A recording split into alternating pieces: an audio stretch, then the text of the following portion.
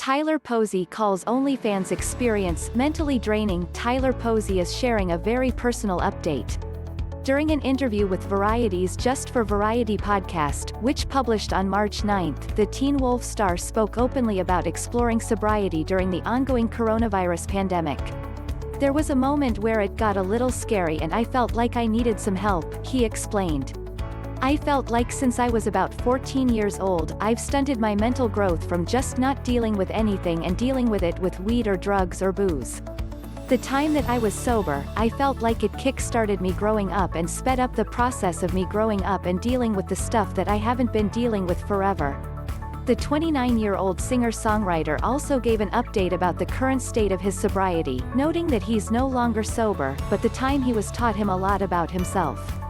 "I definitely really wanted to break these habits that I had. That was most of it, because I never really considered myself an alcoholic," Tyler revealed. "There was moments of substance abuse that I felt like I had control over, but I just always viewed myself as a lazy pothead." He continued, "I didn't know how long I wanted to be sober.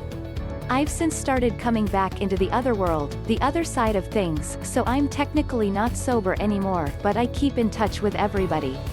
I learned a lot about myself." Tyler also shared his thoughts on the headlines labeling him pansexual after he spoke about being with men on his OnlyFans and coming out as sexually fluid in October 2020. Tyler Posey, Instagram, the kids, the fans, or whoever wrote those articles labeled that the star confessed. "I thought that was really interesting that it just broke down this wall that I didn't feel like I put up, but it was easier for me to just be honest about all that stuff." Watch Daily Pop weekdays at 11 a.m., only on E!